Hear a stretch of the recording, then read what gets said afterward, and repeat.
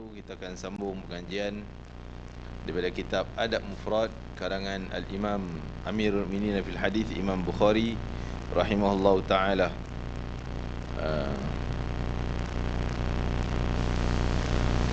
Mudah-mudahan sikit pengorbanan daripada kita untuk memanfaatkan waktu, menambahkan iman, ilmu kita, ketakwaan kita kepada Allah Ta'ala akan memudahkan perjalanan kita menuju kepada keridaan Allah dan syurganya. Amin ya rabbal alamin.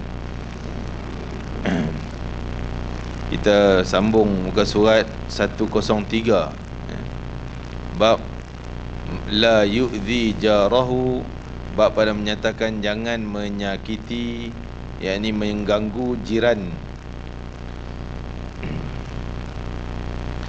Hadis daripada Sayyidina Abu Hurairah radhiyallahu anhu, yaqulu qila lin nabiy sallallahu alaihi wasallam ya Rasulullah inna fulanatan taqumu al-laila wa tasumu an-nahara wa taf'alu wa tasaddaqu wa tu'dhi jiranaha bilisaniha.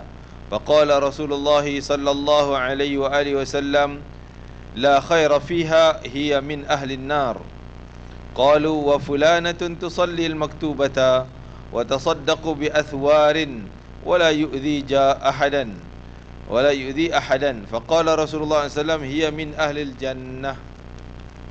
Yang bermaksud daripada Sayyidina Abu Hurairah radhiyallahu anhu, beliau berkata, seorang bertanya kepada Rasulullah sallallahu alaihi wasallam, ya Rasulullah, sungguhnya fulanah ni seorang perempuan sering melaksanakan solat tengah malam dan berpuasa sunat. Yang fardunya cakaplah lengkap, dia buat sunat-sunat lagi pula, dan juga berbuat baik dan bersedekah banyak, tetapi lidahnya sering menyakiti, mengganggu jirannya. Apa jawapan Rasulullah SAW? Menjawab, tidak ada kebaikan di dalam dirinya. Maksud pahala yang dia buat, patut dapat pahala, tapi tak ada kebaikan yang dia buat. Sunat-sunat tu tak ada pahala, kosong. Dan dia adalah penghuni neraka. Na'udzubillah. Sembahyang sunat banyak, yang fardu lengkap, sunat lagi, solat, puasa, sedekah, macam-macam dia buat, tapi suka mengganggu, menyakiti jiran. Kata Nabi, dia dalam neraka. Masya Allah. Terkadang kita rasa puas hati, kita boleh biar kan, kita kacau jiran, ganggu dia, buat bising biar dia sakit hati, puas hati kita, padan muka dia. Tapi sebenarnya patut kita kata pada diri kita, padan muka aku kan, dia yang tercampak dalam nerakanya. Mungkin kita kata, dia mula dah Ustaz, dia yang mula bum ganggu rumah kita, kita balas balik macam tu. Bukan cara kita respon balik yang sama. Tak boleh. Kalau kita respon benda yang sama, kita pun dia buat dosa, kita buat dosa juga. Dua-dua ahli neraka kan? Kita tak nak. Biar dia seorang lah yang ahli nerakanya dengan dosa dia buat kat kita. Tapi kita tetap dengan cara kita. Memang kita, orang akan cakap lah, kau ni bodohnya, jiran kau buat macam tu pun kau duduk diam je, kan? Tapi tak, bukan kita orang bodoh di sisi pandangan Allah, Rasulullah, Islam kita. Tapi pandangan orang awam, pandangan orang yang terpengaruh dengan da'iyah syaitan ni akan nampak kita bodoh. Tapi sebenarnya itulah kebijaksanaan kita dan keselamatan kita akhirat. Malah dia lagi mengganggu kita, lagi kita tak balas, tak respon dengan gangguan balik, tak balas balik, tanda malaikat datang pada kita dan tetap doa syurga. Dan dosa kita silap, banyak dosa kita yang lain pun Allah padam. Sebab kita sabar tu. Itu jadi punca bersih dosa, jadi punca pahala banyak, langsung jalan syurga. Ni dia hadis Nabi sebut. Jadi yang mengganggu tadi, Nabi kata dia ahli neraka walaupun amal dia banyak. Para sahabat tanya soalan yang kedua.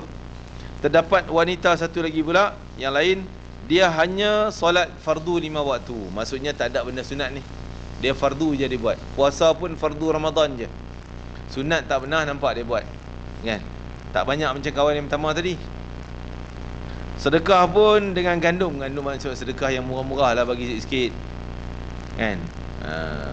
Kalau kita nak sedekah pun bagi semangkuk beras, dia nampak benda Allah kan, sikitnya kau bagi, tu je amalan dia, sikit-sikit.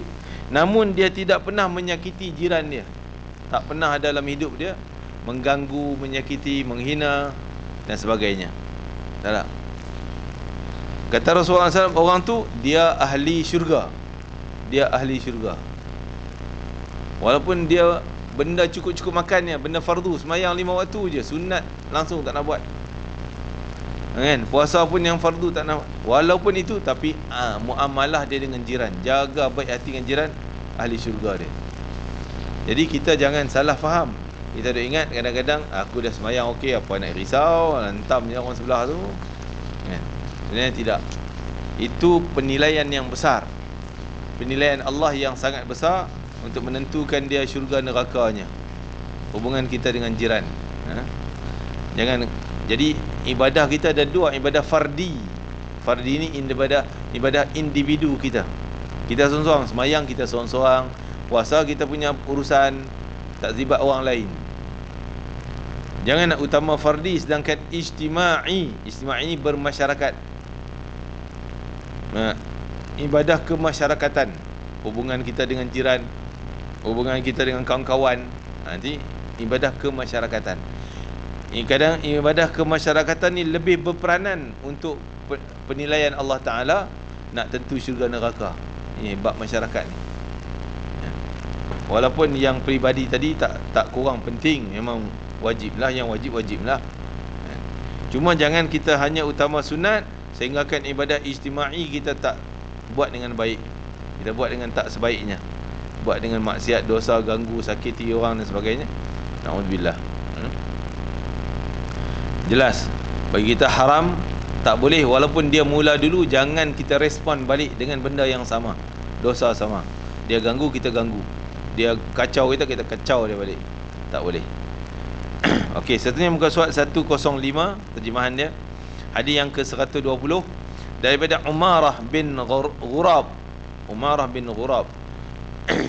Anna ammatan lahu haddathathu annaha sa'alat Aisyah ummul mu'minin faqalat inna zawja ihdahana yuriduha fatamna'uhu nafsaha.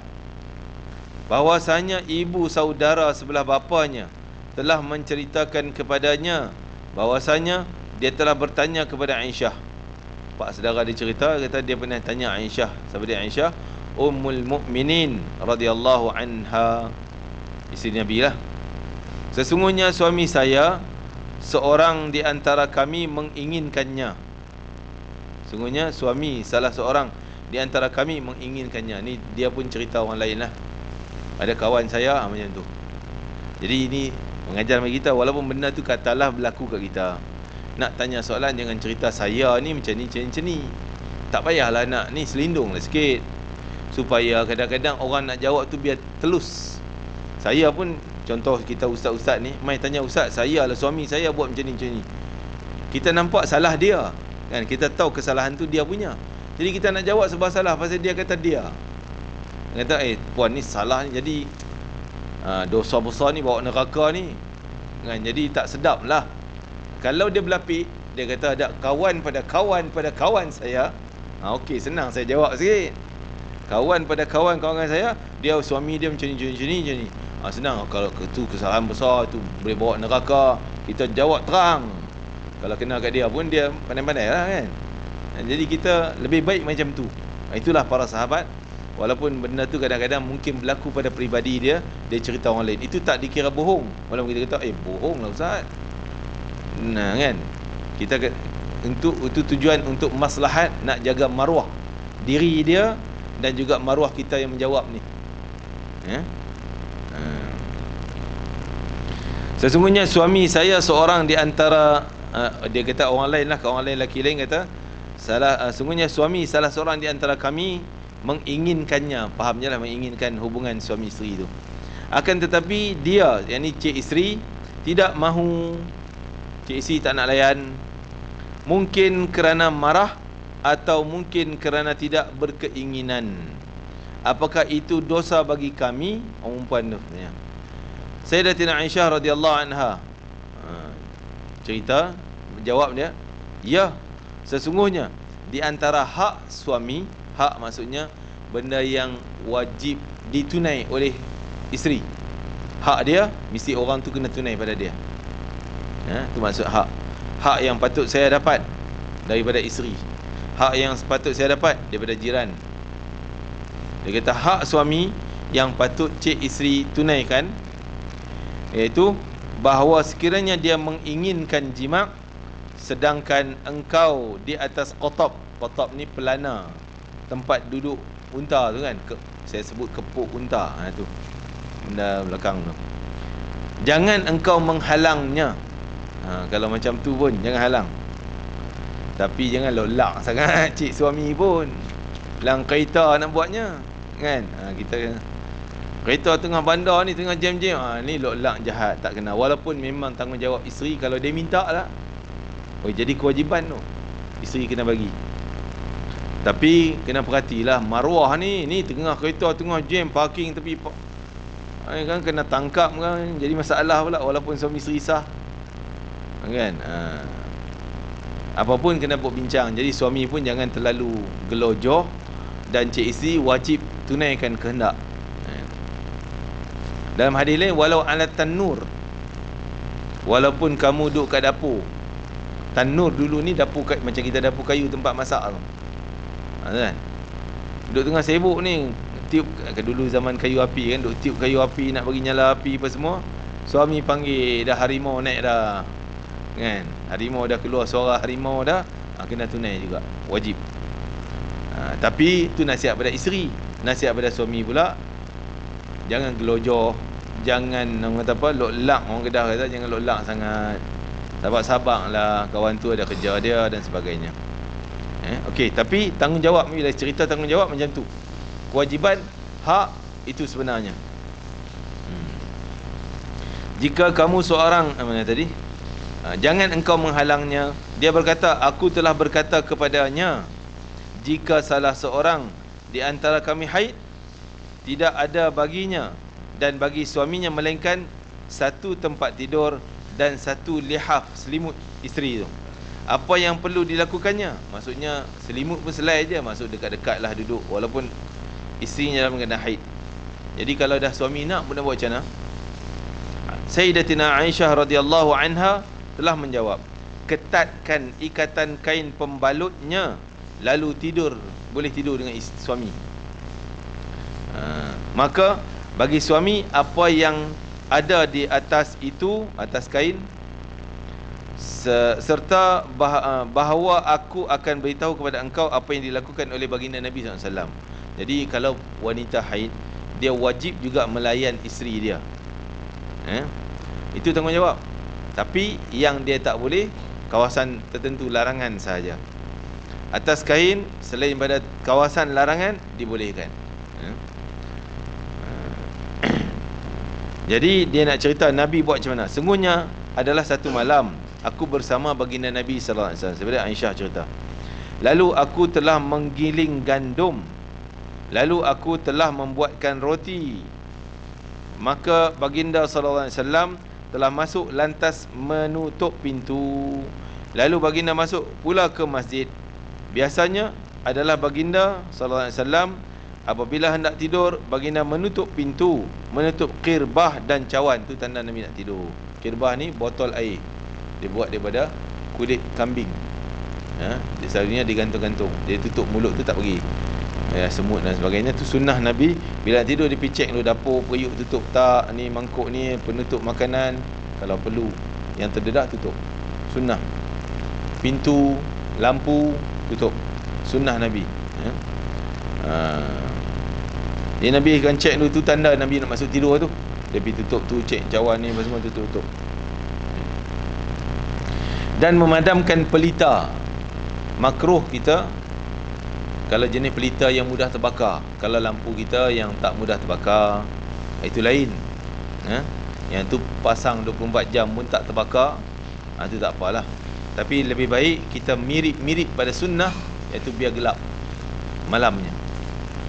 Cuma mungkin ada lebih bahayanya. Kalau gelap, tikus datang, banyak kena buka lampu contohnya. Ataupun yalah, membahayakan, pencuri masuk. Itu bila ada kemudaratan, maka sunnah kita abai. Utamakan selamat daripada mudarat.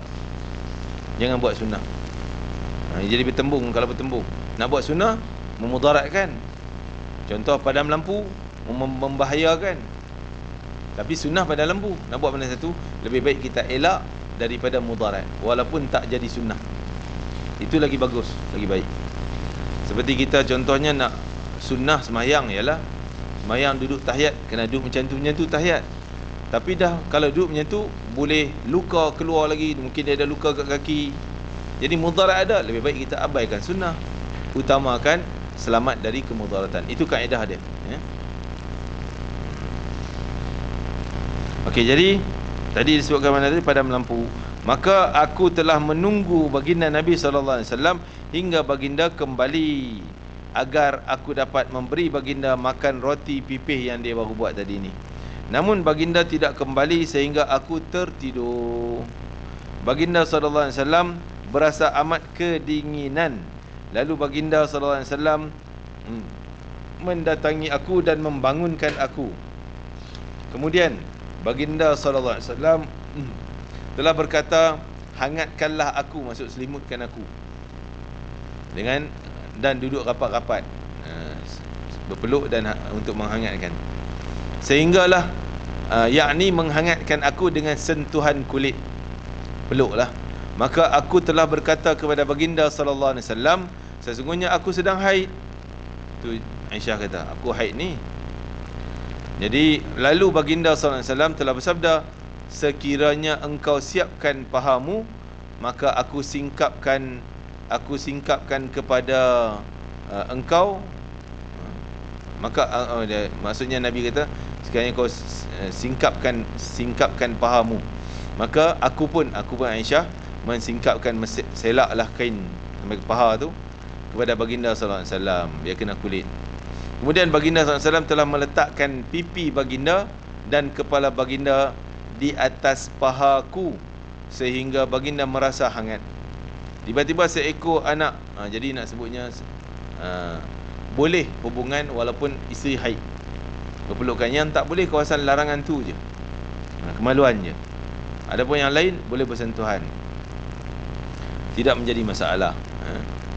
Kalaulah suami minta sampai macam tu, kenalah. Dan maksudnya tak, yang penting kawasan larangan tu terpelihara, yang tu haram, terlibat dengan dosa. Ada hukum dalam mazhab Syafi'i mengatakan, sebagian ulama mengatakan haram, sebagian mengatakan makruh. Itu kalau maaflah kita sentuh sebab hukum kan. Kalau kemaluan lelaki main di kawasan antara lutut dan pusat. Sebab apa? Selalunya kalau tengok juga orang lelaki, sebab tu ulama kata mungkin jadi haram, mungkin jadi makruh. Kalau yang bernafsu dia tak boleh kawal, haram kawasan tu, antara lutut sampai ke pusat perempuan yang haid. Sebab dia makin terlajak nanti, dia payah nak kawal. Tapi kalau yang berumur dah tua dah lah, maksudnya dia boleh kawal lah benda tu, maka makruh hukum dia main di antara tu. Tapi Nabi ni maksudnya bukan nak memuaskan nafsu dia. Boleh tangan bersentuhan paha isteri, tak ada masalah. Pipi duduk kat paha, tak ada masalah, sebab bukan dengan kemaluan. Adapun yang hukum tadi antara haram dan makruh tadi ni adalah maksudnya lelaki nak puaskan nafsu dia di kawasan tu, jangan, takut terlajak. Itu maksudnya. Okey, tengah Nabi duduk baring atas paha Aisyah tadi ni, tiba-tiba seekor anak kambing jiranku masuk menghampiri, ceroboh masuk rumah. Kemudian anak kambing itu telah menuju ke roti tempat dia buat untuk Nabi tadi ni. Lalu dia gigit, buat lari kat roti tadi. Kemudian ia pun berlalu pergi. Lalu aku telah menggerakkan badanku. Jadi Nabi terlena di situ, di paha Aisyah. Jadi aku pun macam nak halang kambing tadi, bergerak paha, sehingga Nabi pun terbangun. Lalu aku telah menghalau anak kambing itu hingga ke pintu rumah sampai kambing keluar. Lalu Nabi SAW bersabda, engkau ambillah apa yang engkau dapat daripada roti itu. dan jangan engkau mengganggu jiranmu kerana anak kambing. Ni fokus kita ni, tajuk kita ni bab berjiran ni. Jadi Nabi kata, kalau kita kambing tu siap aku tangkap sembelih kau, kan? Mungkin kita kejar sampai luar, batu lah kita balik, bang, kena anak kambing. Nabi kata jangan macam tu. Engkau ambil hak engkau je. Roti tu dah terlepas daripada kambing, kau dah ambil, engkau cukup. Jangan kejar kambing, marah kambing. Takut hubungan jiran ni, tu kambing jiran punya, nanti bergaduh jiran. Ya.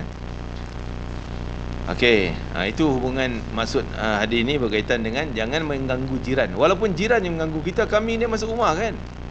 Dia cari pasal, dia yang mula dulu, kita jangan balas. Jangan menyakiti. Kemungkinan jiran tu bukan suruh kambing masuk pun. Kambing binatang, dia masuk je lah. Tapi kalau kita buat sakit jiran kambing dia, tu yang nak gaduh sama kita. Ya, yang salah kambing, yang nak bergaduh orang, nak masuk neraka tuan dia. Na'udzubillah. Jangan. Itu bijaknya Nabi. Nabi kata ambil hak engkau. Roti itu dah terlepas, ambil balik. Mungkin potong mulut kambing ke, basuh ke, makan, boleh makan lagi, kan? Tapi jangan menyakiti kambing tu sebab dia jiran punya. Ni hati-hati kita dengan jiran. Contoh kita ni, jiran parking kereta masuk, terajak lah kita punya border sikit, kan? Lepas itu kita ambil batu, pang, baling kaca dia, pecah. Kan dah bergaduh besar.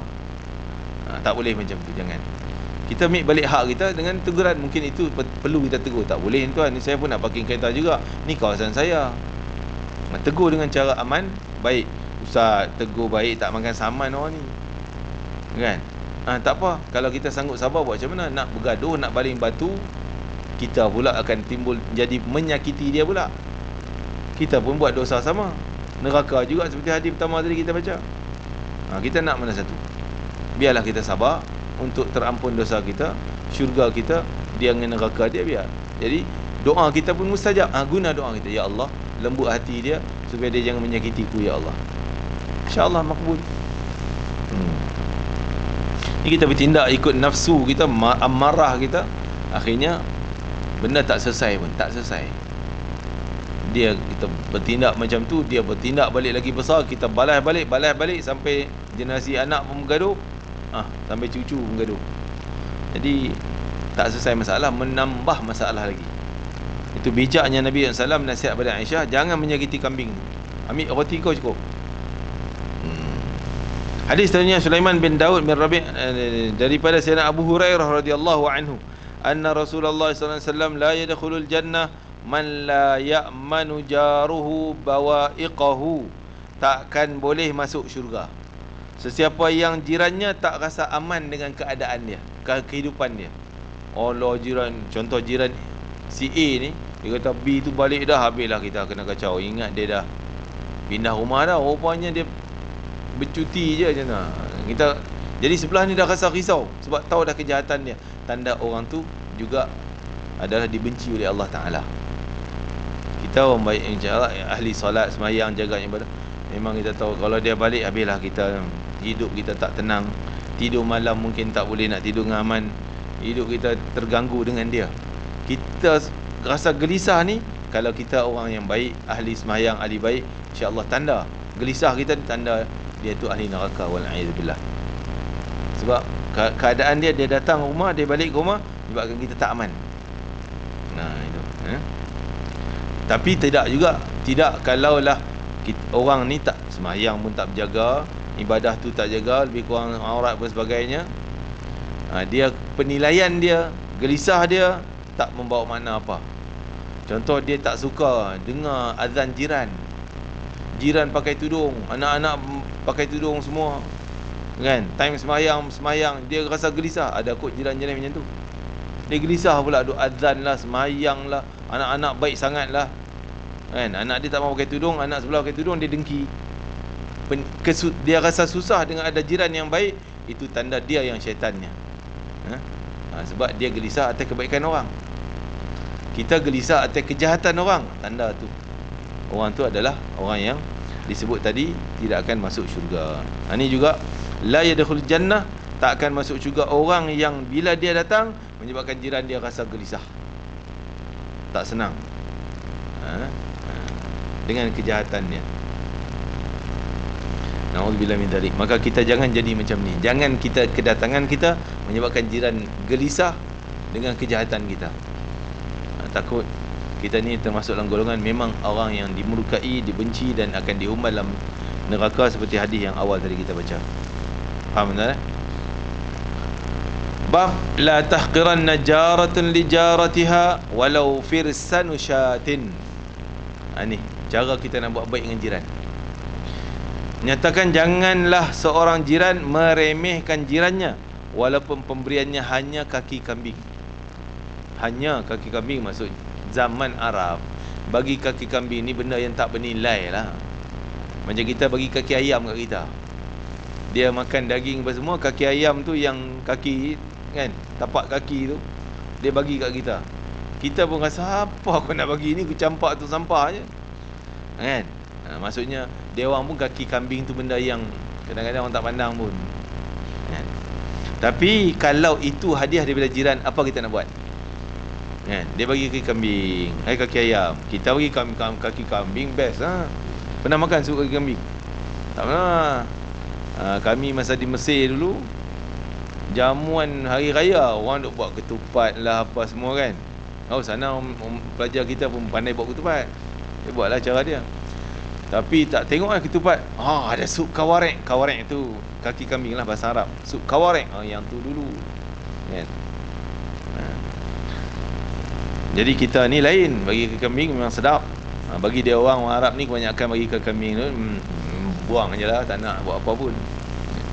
Daripada Amru bin Mu'adh Mu'adh al-Ashhali, daripada atuk ataupun neneknya, jaddati, anna qalat, nenek dia berkata, qala li Rasulullah pernah kata pada kami, ya nisa al-mu'minin, mu'minat, wahai wanita-wanita mukminat, la tahqiranna imra'atun, seorang perempuan janganlah dia meremehkan, menghina, mengecilkan pemberian jirannya.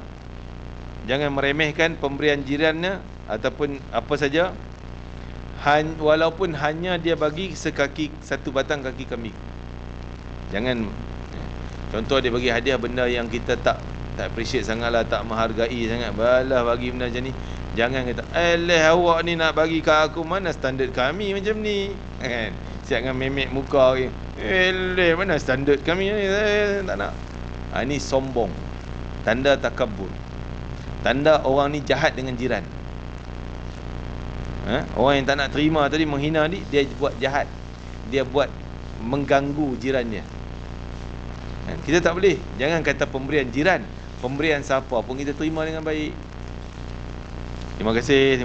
Walaupun benda tu tak, contoh dia bagi benda macam ni kan, kita pun ada 10 dalam meja kita ada 10 benda ni. Dia kata nak saya hadiah. Dia kata, aku ada 10 saya tak bagilah. Berarti kita dah menghalang kebaikan dia. Yang pertama, kita halang kebaikan dia. Esok-esok dia pun tak berani dah nak hadiah, nak bagi air. Sekarang dia tolak, malu lah. Dia dah biasa tolak dah. Jadi kita menghalang kebaikan dia. Yang kedua, kita bercanggah dengan sunnah Nabi SAW. Nabi tak pernah tolak apa saja pemberian orang pada dia, kecuali benda yang Nabi haram tak boleh terima. Apa yang Nabi haram tak boleh terima? Sedekah, zakat. Itu Nabi tak boleh terima. Kadang Nabi ambil, tapi Nabi kata sedekah diharamkan bagi aku, tapi Nabi ambil bagi kat orang lain. Contoh kita tak boleh makan, kita pantang kan. Pantang apa? Pantang teh tarik. Teh tarik kan, dia beli teh tarik bungkus ataupun teh tarik kenduri dia, jang nak bagi kita. Dia kata, saya ni bagi tahu terus-terang, saya minta maaf lah, terpaksa kena pantang, tak boleh minum ni. Tapi kalau baik juga kita ambil, tak apalah, saya boleh bagi pada kawan-kawan saya yang lain. Macam tu. Jadi kita menghargai apa yang dia buat. Kalau begitu, tanda dia juga, kita bersyukur pada dia, bersyukur pada Allah. Kita amal sunnah Nabi, kita menganjurkan dia buat lagi kebajikan-kebajikan. Esok dia jadi pemurah lagi, nak buat lagi, bagi lagi dan sebagainya. Kalau kita halang, na'udzubillah, murka Allah, murka Rasulullah, kerana tak menjalankan sunnah Nabi kita. Jangan tolak pemberian orang. Ni dah. Jangan tolak, jangan hina kebaikan orang walaupun sekecil mana pun. Kalau bab pemberian hadiah jiran, walaupun sebatang kaki kambing. Allahu Akbar, Masya Allah. Jadi kalau kita tak nak terima, kita bagi tahu, saya ni setinggi seorang je, minta maaf lah seorang. Saya pula tak makan kaki ayam ni, kan? Memang tak boleh makan, alergi. Minta maaf tak apa. Jadi sekurangnya dia tahu alasan kita tak terima. Tak nak. Ini nampak sombongnya. Kita pun tak tahu apa sebab dia tolak ni, sebab benda ni tak berharga ke dia tolak, kan? Jadi akan timbul permusuhan jiran, termasuklah kawan-kawan. Lepas tu ada hadis, la tahqiranna minal ma'rufi syai'an, jangan kamu nak menghina benda baik walaupun benda tu kecil mana pun. Sehingga sekadar kamu senyum pada kawan kamu pun jangan kamu nak hina. Maksudnya orang yang menerima senyuman tadi jangan menghinanya. Begitu hadis yang kedua, lebih kurang maksud yang sama.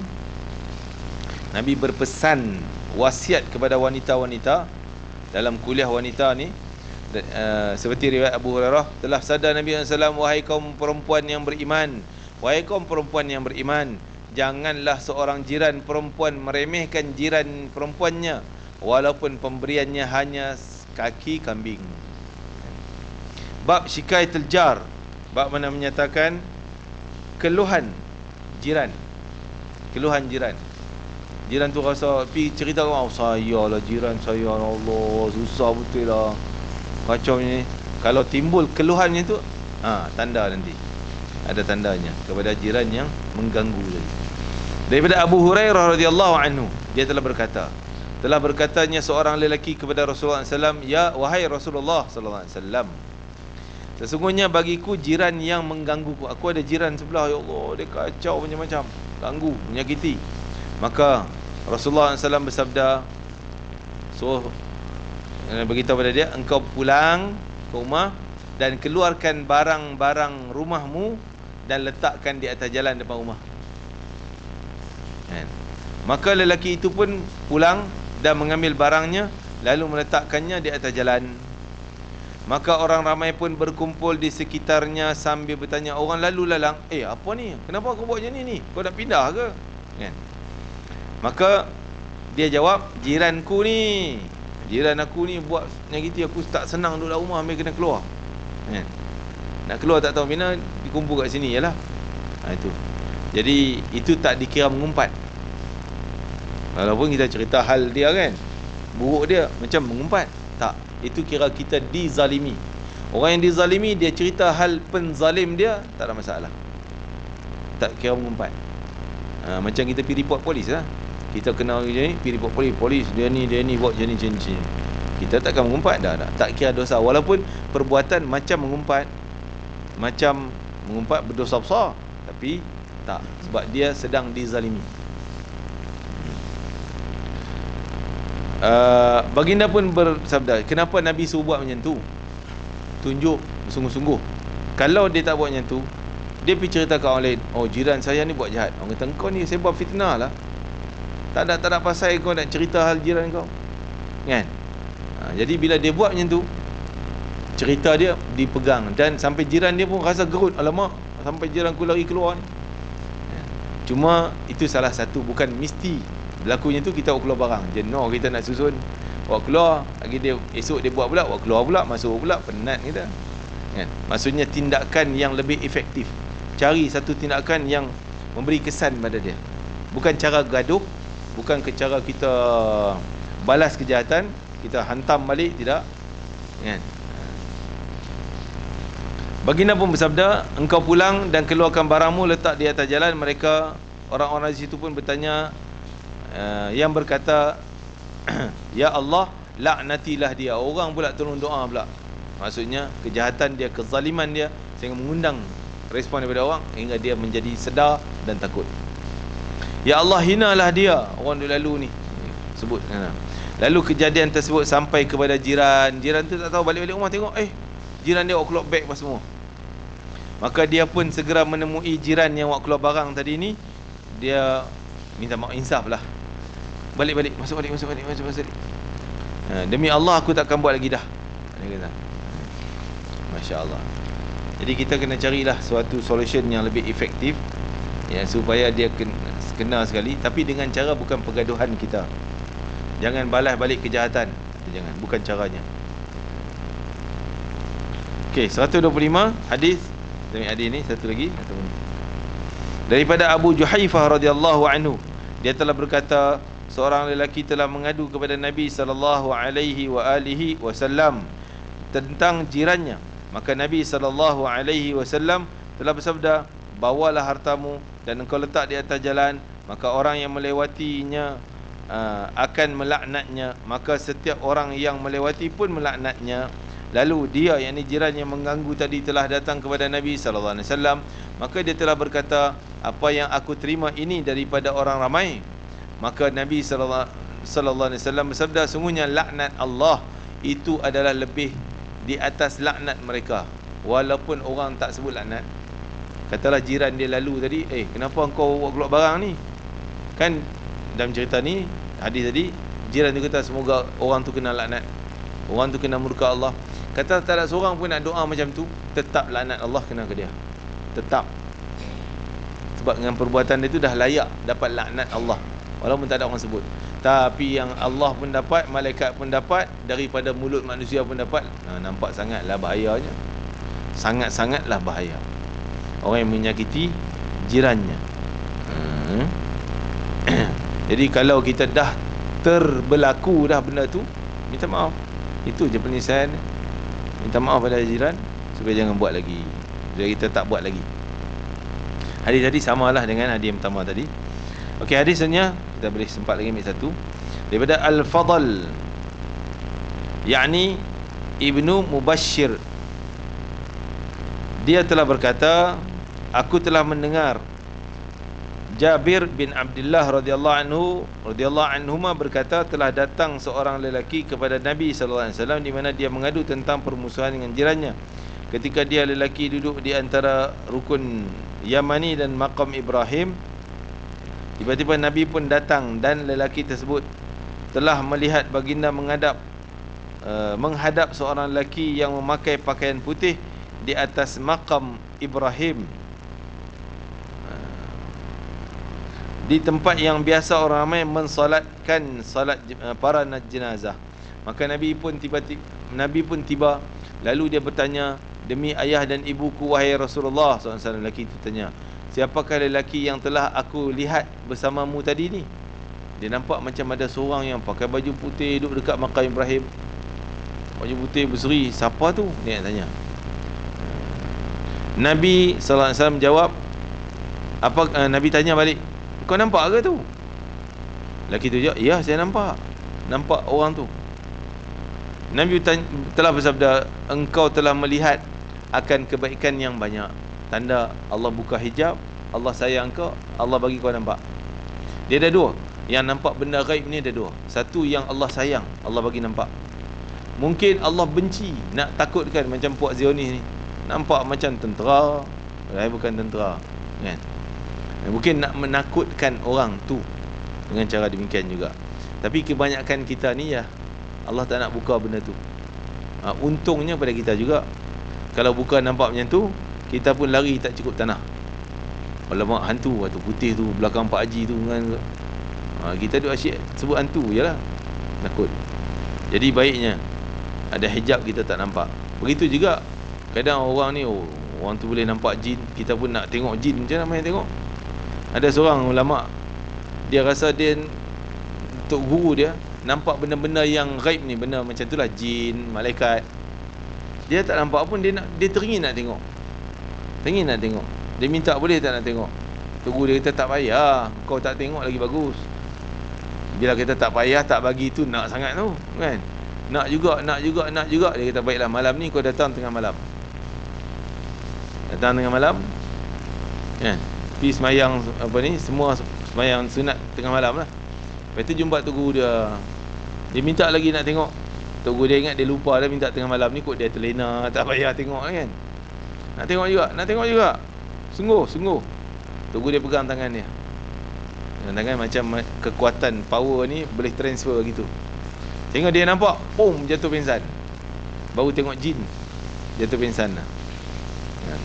Kita mujur Allah tak tunjuk kita. Tak boleh nampak jin, senang. Kalau tidak, tengok jin main bola pun. Tuan-tuan kerja lewat pejabat pun tak berani dah lewat. Balik awal senang. engkau telah melihat akan kebaikan yang banyak. Itu adalah Jibril yang datang kepada Nabi tadi ni, utusan Tuhanku. Sentiasalah Jibril berpesan kepadaku. Jibril ni selalu bila tiap kali dia datang, dia akan pesan benda ni je. Nak pesan benda lain, tapi dia utamakan, awalkan dengan pesanan ni apa dia? Iaitu sentiasa berpesan kepadaku tentang hak jiran. Jaga baik-baik hak jiran, tunai baik-baik hak jiran, jangan menyakiti jiran. Sering Jibril datang, mesti duk pesan benda tu.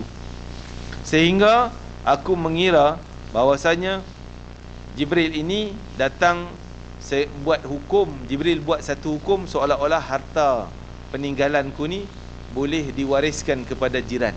Aku anggap macam tu, Nabi kata. Sampai aku rasalah macam hartaku ni boleh diwarisi, seolah jiran tu jadi pewaris pula. Taklah, jiran tak boleh jadi pewaris kalau bukan adik-beradik kan. Yang pewaris lah daripada keturunan dan sebagainya. Ini menunjuknya bahawa sering Jibril berpesan, banyak kali pesan supaya jaga hak jiran. Jaga hak jiran. Ada satu kisah, bila bab orang yang bergaduh maki hamun ni jangan.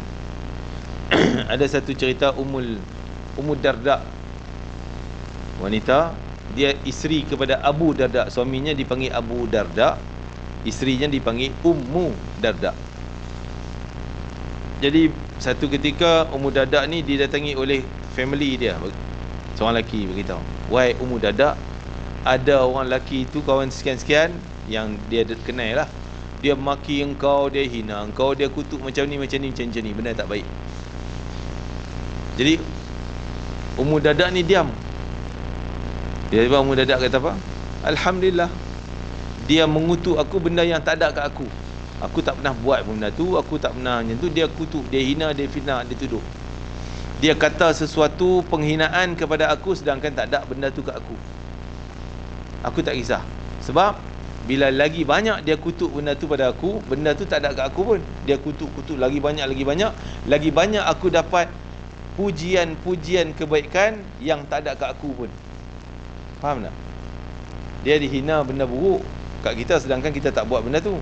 Lagi banyak kita dapat pujian kebaikan yang kita tak pernah buat pun.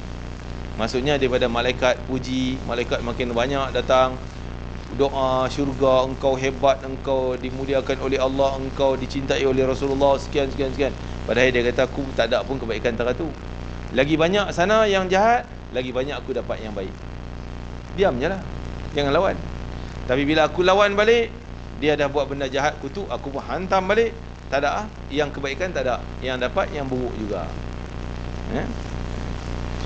Jadi itu bijaknya Ummu Darda dalam tarbiyah, supaya jangan kita menimbulkan permusuhan dengan kata-kata dan sebagainya. Diam je lah, mengalah lah. Memang kita rasa orang akan anggap kita ni bodoh, tak bertindak dan sebagainya, tak balas balik, dia maki kita, kita diam je kan. Tak, sebenarnya itulah keuntungan bagi pihak kita. Kita yang untung dapat doa malaikat. Malaikat akan datang berduyun. Kisah seorang Sayyidina Abu Bakar tu yang saya bisa cerita. Sayyidina Abu Bakar kena maki, bila dia jawab balik, Rasulullah cabut lari. Maka Rasulullah Sayyidina Abu Bakar tanya, "Ya Rasulullah, kenapa?" "Karena tadi ni bila kau tak jawab, dia kutuk engkau, kau diam je lah. Sebab dia ni orang jahil, kau diam, tak respon balik, tak kutuk balas. Aku nampak malaikat makin banyak doa untuk kau. Tapi bila kau keluar balik perkataan, hantam balik, malaikat cabut lari, aku pun lari ikut malaikat." Itu jangan. Itulah kehidupan kita. Kadang-kadang kita salah menilai. Dan dunia akhir zaman ni memang dunia salah menilai. Yang baik dia nampak tak baik. Tengok sekarang ni, yang pakai tudung dia anggap kolot, boleh anggap sebagai teroris. Pakai muslimat punya gaya tutup begini tu, teroris. Kita pakai serban taruh janggut jambang, teroris kan. Yang kehidupan dia orang bertelanjang sana, buka terdedah sini, moden, bagus. Kan dah terbalik. Jadi jangan kita terpengaruh dengan penilaian orang. Kita ikut penilaian Allah. Sebenarnya itu fitnah-fitnah Dajjal. Dajjal akan datang, dia buat terbalik. Dia kata, "Ni saya bawa makanan, sujud ke saya?" Nabi kata, kalau dia bawa syurga, bawa neraka, engkau ambil neraka Dajjal tu, jangan ambil syurga. Kerana itu syurga Allah. Neraka Dajjal, syurga Allah. Syurga Dajjal, neraka Allah. Terbalik. Orang akan nampak terbalik. Oh, aku nak syurga Dajjal. Inilah kehidupan, inilah kemewahan, inilah. Habis dia terbalik. Lingkup dia. Dia orang akan kata, kau bodohnya tak ambil makanan. Kan? Alah nak jaga iman lah konon lah. Engkau makan sampai itu kau taubat lah balik. Kan? Tak. Sekali kita dapat makanan daripada Dajjal, habis. Tak ada peluang nak taubat dah. Dia akan kekal kafirnya sampai mati. Jadi yang ni ilmu tentang Dajjal ni kita kena tahu juga. Siapa dia, macam mana cara dia dakwah, macam mana kita nak selamat daripada dakwah dia. Ini semua panduan ni dah ada untuk kita daripada hadis Nabi. Kalau kita tak baca rugi, sebab zaman kita dah makin mendekat ni. Apa yang berlaku di Gaza, di Palestin sana, tanda kita dah hampir-hampir ke arah zaman tu. Hampir berapa tahun saya tak tahulah. Kita tak boleh jangka lah lagi berapa bulan, lagi berapa tahun, wallah alam. Tapi hampir tu hampir. Sebab apa? Kita nampak sekarang ni yang dekat, sebelum datang Dajjal, datang dulu Imam Mahdi. Jadi Imam Mahdi muncul tak lama, baru ada Dajjal. Muncul Dajjal. Zaman Dajjal ni paling bahaya untuk kita semua ni. Jadi Imam Mahdi, dia punya mission dia, misi utama dia, apa dia? Selain pada dia perang dengan musuh yang kejam di Syam, iaitu dia merampas semula Baitul Maqdis daripada kuasaan Yahudi. Saya pergi 2019 ke Baitul Maqdis. Yahudi memang dia masuk campur nak kuasa. Dulu di bawah kuasa Jordan. Dia punya tanah wakaf hak Jordan. Dia tu pegang. Tapi Yahudi masih lagi tak berani nak ambil 100%. Jadi waktu solat, kita boleh solat daripada subuh. Sebelum subuh mungkin azan sebelum subuh sejam, kita orang Islam boleh masuk. Sampai lepas Isyak sejam mesti keluar. Tamat. Antara tu sampai ke sebelum subuh tu untuk orang Yahudi. Dia ni, jadi dia tak boleh kontrol 100%. Kan? Dia ambil berapa jam je, kita lagi banyak. Okeylah juga. Tapi mutakhir sebelum berlaku kena bom 7 Oktober ni, kan? Orang Israel dah rasa macam dia boleh kontrol 100%. Beberapa hari sebelum 7 Oktober tu, sebagian kata 2-3 hari lebih kurang macam tu, Israel berani-berani menghalang orang Islam tak boleh masuk sembahyang 5 waktu. Dia kontrol dah. Jadi tandanya dia nak buat pesta sambutan keyahudian, cara Yahudi punya, dengan tiup trompet apa semua. Tiup trompet tu istilah seolah dia nak panggil datang cepat Mesiah dia tu. Mesiah tu bagi dia Mesiah Dajjal lah. Dajjal tu bagi Mesiah. Jadi itulah pemimpin dia orang. Al-Masih kita sebut Masih Dajjal. Masih tu dia sebut Mesiah. Jadi itu pemimpin, dia tunggu-tunggu ni. Seolah Netanyahu ni lah yang berjaya mengundang Dajjal dengan kekejaman daripada orang Islam. Jadi dia kuasai sepenuhnya tanah Baitul Maqdis. Nampak tanda dekat dari Imam Mahdi nak ambil balik, nak rampas semula. Kalaulah Yahudi tak kuasai Baitul Maqdis, Imam Mahdi tak nama rampas, kan? Ni rampas semula daripada orang Yahudi. Jadi petanda berlaku perang ni kita dah nampak dah dekat.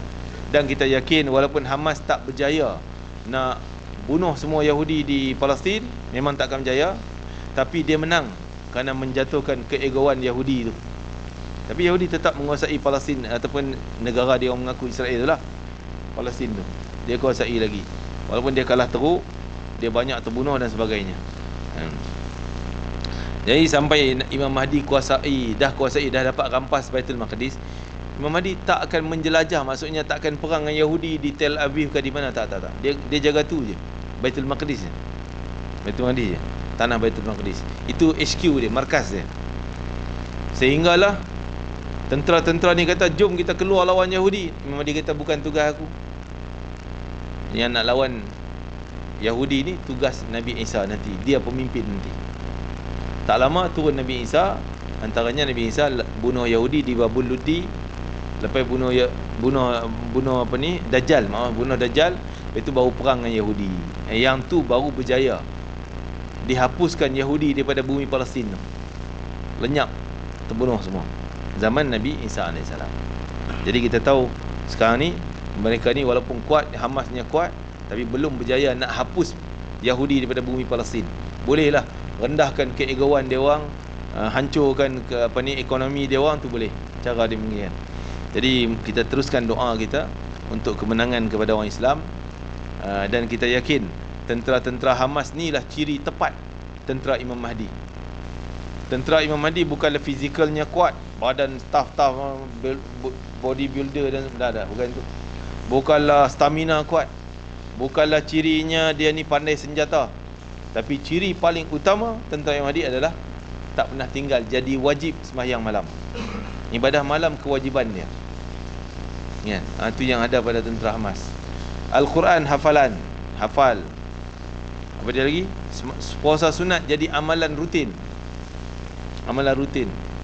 Ibadah ni, dan dia orang tak tergugat walaupun tak ada makanan, tak gelisah. Kita tak ada makanan mengamuk lah. Dia orang tak ada roti cukup bagi isi perut sudah. Cukup, alhamdulillah. Tak ada apa pun, itu cukup dah. Roti keringnya. Roti yang simpan mungkin 2 minggu, 3 minggu dah. Yang jatuh atas tanah dia ambil gabus. Kita pernah tengok ni. Kita pun tak gamak nak makan. Kalau jatuh atas kapet ni, kita tak ambil makan dah roti. Tak? Kita tengok orang sana, orang Masya Allah, dia orang ni masa di masjid dah nampak kesalehan orang. Ya, dia hidup sederhana. Ada roti pun jatuh, dia ambil gabus yang kain ni, kan? Calik buang habuk yang kain, makan. Maksudnya dia menghargai rezeki Allah Ta'ala. Bukanlah nak suruh kita hidup macam tu, tapi itulah maksudnya ciri-ciri yang ada pada tentera Hamas ni sesuai dengan ciri Imam Mahdi, tentera Imam Mahdi. Ya? Wallahualam, pelajar macam. Cukup satu, insya-Allah kita akan sambung man adza jarahu insya-Allah. Bismillahirrahmanirrahim. Rabbana taqabbal minna innaka antas samiul alim wa tub alaina innaka antat tawwabur rahim. واختنا بالحسنى وأنت راض عنا في خير ولطنا عافية برحمتك يا أرحم الراحمين. اللهم انصر الإسلام والمسلمين اللهم انصر إخواننا والمستضعفين والمجاهدين في فلسطين وغزة وسائر أنحاء العالمين يا رب العالمين. اللهم يا أكرم الأكرمين, ya Allah, berilah kekalahan, gangguan dan kehinaan kepada Zionis, musuh-musuh Islam, musuh-musuh Engkau ya Arhamar Rahimin. Berilah kekuatan kepada tentera Hamas, tentera-tentera yang memperjuangkan dan mempertahankan bumi suci Baitul Maqdis ya Akramal Akramin. Sallallahu alaihi wasallam Muhammad wa ala alihi wasallam. Alhamdulillah rabbil alamin. Taqabbalallah.